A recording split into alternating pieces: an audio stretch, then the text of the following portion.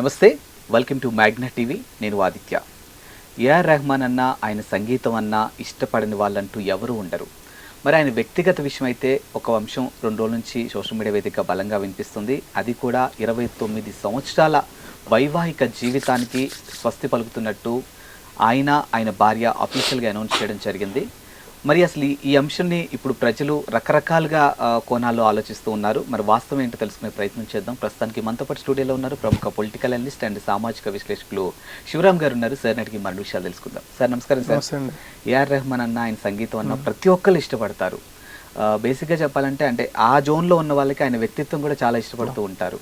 మరి ఆయన వైవాహిక జీవితం దాదాపు 29 సంవత్సరాలు, ఏదో 1 or 2 years కూడా కాదు. సో అన్ని సంవత్సరాలు కాపురం చేసి ఇప్పుడు ఆల్ ఆఫ్ సడన్గా మా ఇద్దరి దారులు వేరు, మేము వేరు, మ్యూచువల్ అండర్స్టాండింగ్తో విడిపోతున్నామంటూ అఫీషియల్గా అనౌన్స్ చేయడం జరిగింది ఇద్దరు కూడా. మరి ఏంటి అసలు, అంటే దీన్ని ఎలా చూడొచ్చు? ఆయన ప్రొఫైల్ కూడా చాలా పెద్ద ప్రొఫైల్. ఇప్పుడు ఏంటి అసలు పరిస్థితి? 29 సంవత్సరాల వయసులో ఏఆర్ రెహమాన్ గారు పెళ్లి చేసుకున్నారు. దాదాపుగా 29 సంవత్సరాలు కాపురం చేసిన తర్వాత డివోర్స్ ఇచ్చారు. చూడండి యూనిక్ ఎలా ఉంది. అయితే వారికి 3 పిల్లలు. ఇప్పుడు ఇప్పుడు నేను అనుకోవడం 58-59 సంవత్సరాల వయసులో వారు డివోర్స్ ఇవ్వటం అనేది మరి కొద్ది రోజులు ఆయన తాత కూడా కాబోతున్నారు. అవును. అంటే 59-60 సంవత్సరాల వయసులో డివోర్స్ అనేది ఒక విధంగా బాధాకరమైనటువంటి విషయం. ఎందుకంటే వారికి 3 పిల్లలు. మీరు అన్నట్టుగా ఇప్పుడు కొన్ని రోజులలో తాత కూడా కాబోతున్నారు. ఈ సమయంలో ఇలా తీసుకోవడం అనేది ఒకసారి వారి ట్వీట్ని కనుక, అంటే ఏఆర్ రెహమాన్ ట్వీట్ని, వారి మిసెస్ స్టేట్మెంట్ని కనుక మనం పరిశీలిస్తే, వారు ప్రధానంగా అంటే ఒక కాజ్ అనేది మెన్షన్ చేశారు. వారు అంటే మేము ఎందుకో ఎమోషన్గా కనెక్ట్ అవ్వలేకపోతున్నాము, మేము ఎక్కడో మా ఇద్దరి మధ్యలో రిలేషన్స్ అనేవి పాజిటివ్గా లేవు, ఎక్కడో బ్రేకింగ్ సిస్టమ్ అనేది తరచుగా మాకు ఎదురవుతున్నటువంటి ప్రశ్న అనే కోణంలో వారు కొన్ని విషయాలు చెప్పడం జరిగింది. అంటే ఎక్కువగా చూస్తుంటే ఇక్కడ మనకు క్లియర్గా తెలుస్తుంది, ఎమోషన్ అనే పదాన్ని బాగా వాడారు వారు. ఏఆర్ రెహమాన్ వాడారు, వారి మిసెస్ కూడా వాడారు అనమాట. అయితే ఇక్కడ మనం ఆలోచిస్తే ఈ విషయాలు, అంటే ఈ ఇంటర్వ్యూ చూస్తున్న వారందరూ కూడా నేను విజ్ఞప్తి చేస్తున్నాను. వైఫ్ అండ్ హస్బెండ్ రిలేషన్ ఎలా ఉండాలంటే, ఇప్పుడు హస్బెండ్కి కోపం వచ్చినప్పుడు వైఫ్ ఒక 5 నుంచి 10 నిమిషాలు పేషెన్స్గా ఉన్నట్టయితే, నా దగ్గర కూడా చాలామంది వస్తారు వైఫ్ అండ్ హస్బెండ్స్, నేను ఫస్ట్ వారికి ఇచ్చే కౌన్సిలింగ్లో ఫస్ట్ ఒక క్లాజ్ ఇదే అనమాట. హస్బెండ్ మార్నింగ్ వెళ్ళి ఈవినింగ్ వస్తాడు, ఏదో తను బిజినెస్ అనుకోండి, జాబ్ అనుకొని ఇంటికి వచ్చేటప్పుడు ఏదన్నా ఒక టెన్షన్స్తోని, ఏదో ఫోన్ టెన్షనో, బిజినెస్ టెన్షనో, జాబ్ టెన్షనో, లేదా వారి ప్రెషర్తోని ఏదైనా ఇంట్లో అరిచినా, లేకుంటే ఎక్కడైనా కొద్దిగా ఇబ్బంది పెట్టినా, కోపంగా ఉన్నా కూడా వైఫ్స్, ఎస్పెషల్లీ భార్యలు, మీరు ఒక 5 నుంచి 10 నిమిషాలు సహనంగా ఉన్నట్టయితే, ఇప్పుడు ఏవైతే కోర్టుకి ఏవైతే విడాకుల కేసెస్ వస్తున్నాయో 80% తగ్గిపోతాయి. ఆదిత్య గారు, మీరు చెప్తే షాక్ అవుతారు. 80% కేవలము హస్బెండ్ ఒక మాట అంటే వైఫ్ ఇంకో మాట అనడము, తర్వాత మళ్ళీ హస్బెండ్ ఇంకో మాట అనడము, అంటే ABCD అలా పెరుగుకుంటూ పోతుంది అనమాట. అదేవిధంగా హస్బెండ్స్ కూడా నేను విజ్ఞప్తి చేస్తున్నాను, వైఫ్ ఎప్పుడైనా కోపంగా ఒక మాట అన్నప్పుడు ఒక 5 నుంచి 10 నిమిషాలు మీరు సహనంగా ఉండండి. అది ఇప్పుడు ఎలా ఉంటుందంటే, కోపము BP ఎప్పుడైతే పెరుగుతుంటుందో మనం ఏం మాట్లాడుతామో మనకు క్లారిటీ ఉండదు. తర్వాత సరే, ఒకవేళ కోపంగా అన్నామే అనుకోండి, అది వైఫ్ అయినా హస్బెండ్ అయినా, ఒక 5 నుంచి 10 నిమిషాలు కోపం తగ్గిన తర్వాత ఇమీడియట్గా దగ్గరకు వచ్చేసి, అవును నేను అరిచాను, వాస్తవంగా అలా చేయాల్సింది లేకుండే, నాకున్నటువంటి బిజీ షెడ్యూలు, నాకున్నటువంటి ప్రెషరు, బిజినెస్ లాస్, డబ్బులు, ఫైనాన్షియల్ డిస్టర్బెన్స్ వల్ల అన్నాను, ఐఎమ్ ఎక్స్ట్రీమ్లీ సారీ రా అని ఒక్క మాట అన్నట్టయితే అండి 80% డివోర్సెస్ కావు. కేవలం ఈ ఒక్క రీజన్స్, అంటే ఎమోషన్స్ అనేది ఇక్కడ దగ్గర అవుతాయి అనమాట. ఇప్పుడు కోపంలో ఉన్నప్పుడు ఒక మాట అంటున్నామండి, అది సారీ చెప్పలేక మీరు ఆశ్చర్యపోతారు ఆదిత్య గారు, మంత్స్, ఇయర్స్ కూడా వైఫ్ అండ్ హస్బెండ్ కలవని దాఖలాలు ఉన్నాయి. ఇప్పుడు వైఫ్ అండ్ హస్బెండ్ ఒకే ఇంట్లో ఉంటూ కనీసం మీరు కలవలేని పరిస్థితిలో కొన్ని నెలలు, కొన్ని సంవత్సరాలు ఉంటే ఎలా ఉంటుందండి? వారిద్దరి మధ్యలో డిస్టర్బెన్స్, ఎంత పెద్ద డిస్టర్బెన్స్ క్రియేట్ అవుతుంది. అంటే వారిద్దరి మధ్యలో ఏం లేకున్నా కూడా ఒక పెద్ద గోడ గట్టింతో సమానం అనమాట. అంటే ఈ ఎమోషన్స్ అనేవి ఏఆర్ రెహమాన్ అండ్ వారి మిసెస్, అంటే ఇప్పుడు వాళ్ళకి 4 గోడల మధ్యలో ఏం జరిగిందని మనం చూడలేము. అంటే వారు ఇచ్చినటువంటి ఏదైతే ప్రెస్ రిలీజ్ ఇచ్చారో దాని ప్రకారంగా మేము ఎమోషన్స్ని క్యారీ చేయలేకపోతున్నాము, ఏదైతే ప్రేమ అందాలో ఆ ప్రేమ అనేది మాకు అందట్లేదు అనేది ఆవిడ వర్షను, ఇతని వర్షన్ కూడా. నేనేమంటానంటే 2 చేతులు కలుస్తూనే చప్పట్లు అన్నట్టుగా ఇది అందరికీ ఉపయోగపడుతుంది.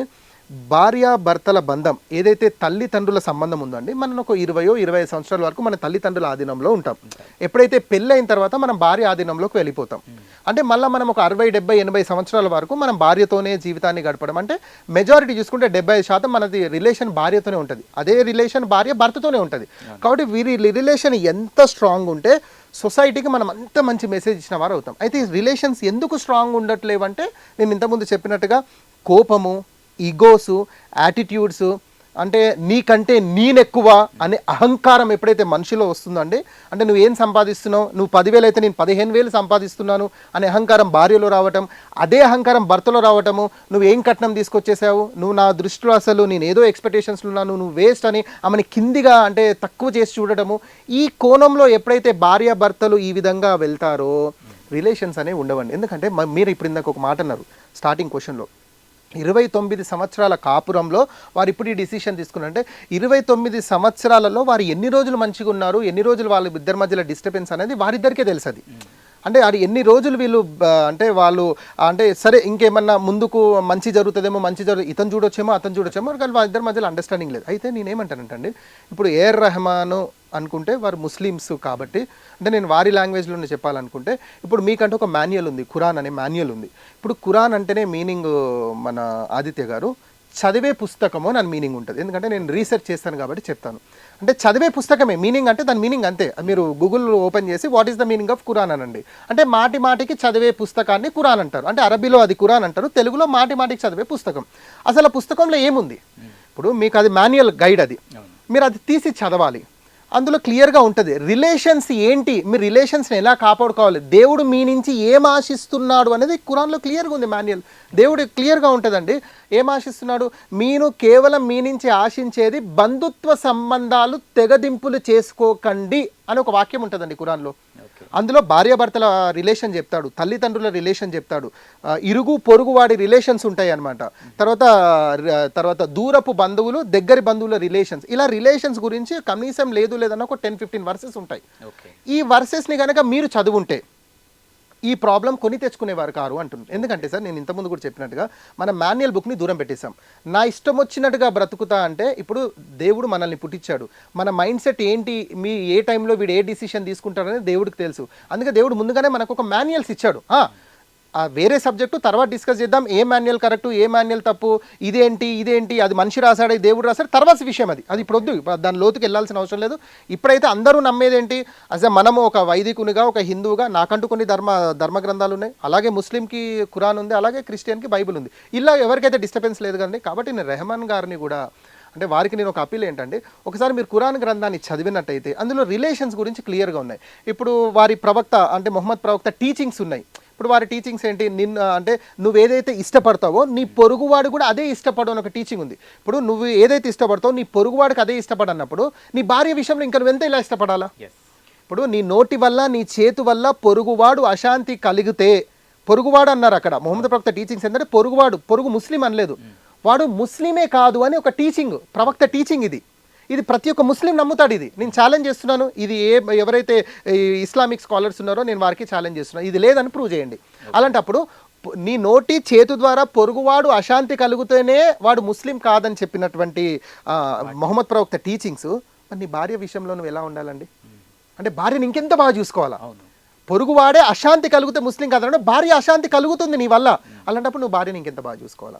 ఇంకో విషయం, ఇంకో మూడో టీచింగ్ చెప్తే మీరు ఆశ్చర్యపోతారు. ఇక అసలు ఈ టీచింగ్ అనక ముస్లిం సమాజానికి అర్థమవుతే ఏ వ్యక్తి డివోర్స్ తీసుకోరు తెలుసా అండి. ఇది మీరు ఆశ్చర్యకరమైన టీచింగ్ చెప్తా. మూడో టీచింగ్ ఏంటంటే ప్రవక్త టీచింగ్. ఇది మీలో ఎవరు బెస్ట్ అంటే శిష్యులు అడుగుతారు ప్రవక్తని, ఓ ప్రవక్త మాలో ఎవరు బెస్ట్, ఎవరు ఉత్తమములు అని అడుగుతారనమాట.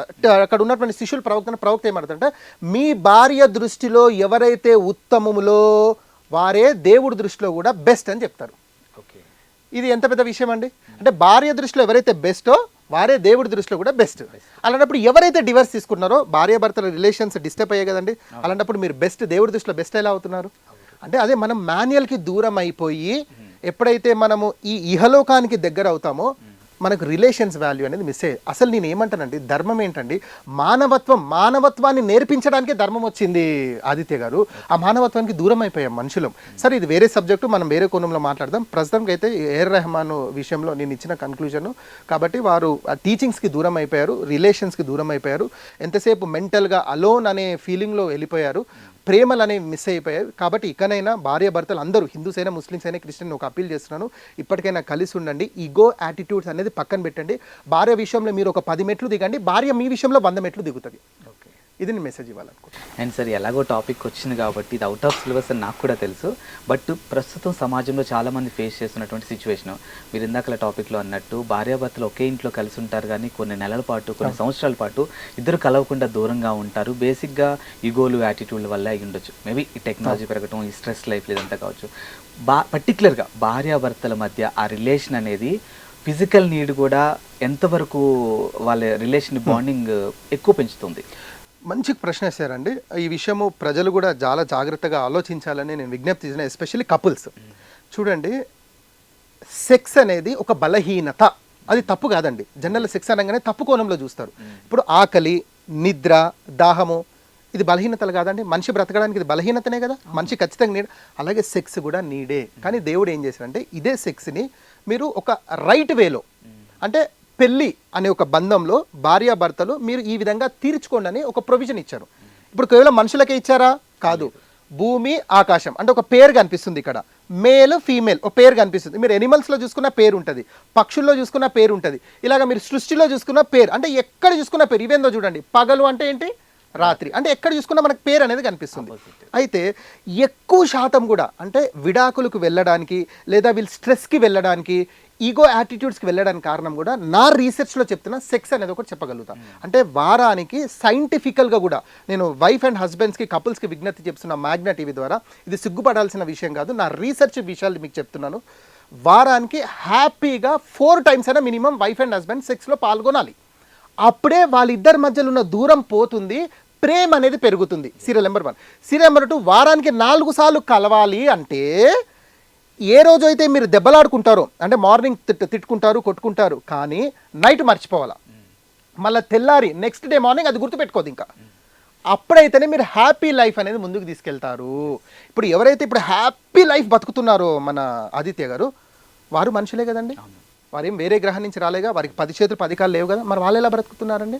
ఎందుకంటే వారిద్దరి మధ్యలో ఉన్న ఈగో యాటిట్యూడ్స్ తీసేశారు.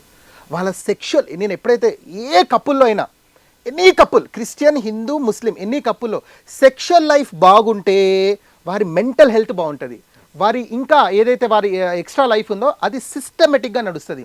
చాలా వరకు ఈ సైకాట్రిస్ట్ అంటారు కదండి, లేదా ఈ ఆండ్రాలజిస్ట్ అంటారు, సెక్స్ డాక్టర్స్ అంటారు కదా, నేను వారితో కూర్చున్నప్పుడు మాట్లాడాల్సిన తెలుసుకున్న విషయాలు మీతో షేర్ చేసుకున్న ఆదిత్య గారు. వారు నాకు ఇచ్చిన స్టేట్మెంట్ ఉంది తెలుసా సార్, నా దగ్గరకు వస్తున్నటువంటి మ్యాక్సిమం కేసెస్ ఇవే ప్రాబ్లమ్ సార్. నా వైఫ్ సపోర్ట్ చేయదు, లేదా నా హస్బెండ్ సపోర్ట్ చేయడు. తద్వారా ఏమవుతుందండి, వైఫ్ ఇంకో సోర్స్ తీసుకుంటుంది, హస్బెండ్ ఇంకో సోర్స్ తీసుకుంటున్నారు. దానివల్ల ఏమవుతున్నాయండి, ఇల్లీగల్ రిలేషన్స్, మళ్ళీ క్లాషెస్, మళ్ళీ డివోర్స్, పోలీస్ స్టేషన్ కేసెస్, ఇవన్నీ మనమే కొని తెచ్చుకుంటున్నాం కదండి. నేను అదే అంటున్నా, భార్య భర్త విషయంలో 10 మెట్లు దిగాలి, భర్త కూడా 10 మెట్లు దిగాలి. ఈగో యాటిట్యూడ్స్ ఉండొద్దు, సెక్షువల్ లైఫ్లో పర్ఫెక్ట్గా ఉండాలి. ఎస్పెషల్లీ మార్నింగ్ ఏదైతే మార్నింగ్ నుంచి నైట్ వరకు జరిగిందో, నైట్ బెడ్ మీదకి వచ్చిన తర్వాత మర్చిపోవాలి, మళ్ళీ నెక్స్ట్ డే ఉన్నదో మళ్ళీ నెక్స్ట్ డే ఫ్రెష్ లైఫ్కి వెళ్ళాలి. భార్య హక్కులు ఏంటనేది భర్త ఒక పాయింట్స్ రాసుకోవాలి ఆదిత్య గారు. అంటే భార్య ఇష్టాలు ఏంటి, భార్యని ఏ విధంగా చూసుకుంటే భార్య సంతోషపడుతుంది, సుఖపడుతుంది. ఎందుకంటే భార్య ఇష్టాలు ఏంటని ఆ భర్తకే తెలుసు, ఆ భర్త ఇష్టాలు ఏంటనేది భార్యకే తెలుసు. భర్త హక్కులేంటి, భర్త ఇష్టాలేంటని భార్య రాసుకోవాలి, నా భార్య ఇష్టాలేంటి, హక్కులేంటి తను రాసుకొని, ఒకరి ఇష్టాలు ఒకరి హక్కులు కలిసి మెలిసి జర్నీ చేస్తే వారి పిల్లలలో, వాళ్ళ ఇంట్లో మనశ్శాంతి ఉంటుంది, దేవుడు సంతోషపడతాడు. లేదు అంటే ఇలాంటి అనర్థాలు జరుగుతాయి.